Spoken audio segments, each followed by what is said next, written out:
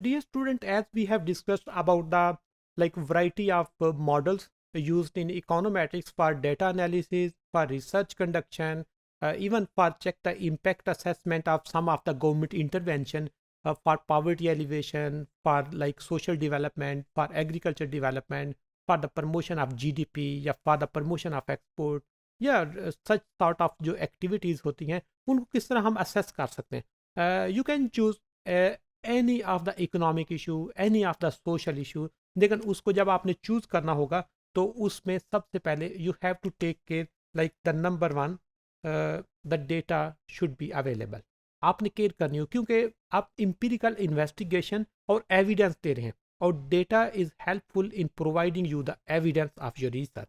तो सबसे पहले देखेंगे वेदर डेटा इज अवेलेबल और नॉट. अगर डेटा अवेलेबल नहीं है you can use some proxies for the econometric analysis. Secondly, your approach or your variable, your selected material should be having some theoretical understanding. कि आप जो variable, जिस तरह मैंने पहले बात की कि हमने वो वेरिएबल लेने हैं those are theoretically associated. Like if you are talking with the inequality and GDP, आप साइमन कोजनेट की बात करेंगे. इसी तरह आप इन्फ्लेशन एंड अनएम्प्लॉयमेंट की बात करते हैं तो आप फिलिप्स कर्व पे मूव करते हैं. आप एजुकेशन और पॉवर्टी की बात करते हैं तो आप सोशल डेवलपमेंट की तरफ चले जाएंगे. आप नंबर ऑफ फर्टिलाइजर और एग्रीकल्चर आउटपुट की बात करते हैं तो एग्रीकल्चर डेवलपमेंट की तरफ जाते हैं. आप स्ट्रक्चरल चेंज की बात करते हैं तो आप लेते हैं labour force participation in agriculture and labour force participation in manufacturing and even you can compare with labour force participation in your services sector. तो आपने उसकी अंडरस्टैंडिंग डेवलप करनी है कि वहाँ पे थ्योरेटिकल अंडरस्टैंडिंग है.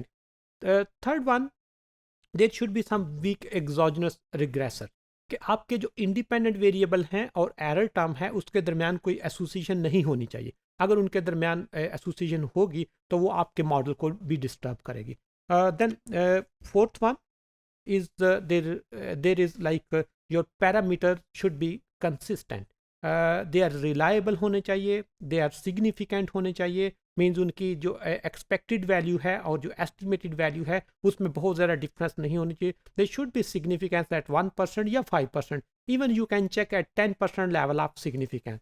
एंड योर डेटा जो होता है इट शुड बी कोहेरेंट होना चाहिए. उसमें जो इम्पोर्टेंट अजम्पशन है कि आप जब मॉडल रिग्रेस करते हैं तो आपके एरर्स हैं वो वाइट नॉइस होने चाहिए. अगर आपके एरर्स वाइट नॉइस नहीं है it means there are some specification error. And specification error shows कि आपने कोई इंपॉर्टेंट चीज़ मिस कर दिया, या आपने डेटा ठीक नहीं लिया, या उसकी थ्योरेटिकल अंडरस्टैंडिंग ठीक नहीं है, या जो मॉडल सेलेक्ट कर रहे हैं वो अप्रोप्रिएट नहीं है. कहीं ना कहीं कोई प्रॉब्लम है, इसलिए आपके जो एरर हैं वो वाइट नाइस नहीं हो रहे. अगर एरर वाइट नाइस हो गए हैं it means you have the best model, you have the best theory and even you have the reliable data. And the last thing, to encompass, you have to review the existing literature. What is happening in your previous studies? Previous studies ने किस तरह उसको detect किया है, किस तरह उनमें discuss किया है, और आप अपनी स्टडी में कंपेयर करेंगे कि हमारे जो रिजल्ट्स हैं वो साउथ एशियन इकोनॉमीज के साथ मैच कर रहे हैं या कंट्रास्ट कर रहे हैं. If they are matching there are some justification. If they are in contrast there should be some justification. You have to justify your result. आप बात करते हैं कि जब प्राइस इंक्रीज होती है तो डिमांड डिक्रीज होती है, बट पाकिस्तान में एक स्पेसिफिक केस आप लेते हैं जिसमें प्राइस इंक्रीज होने से डिमांड भी इंक्रीज हो रही है and you have to justify.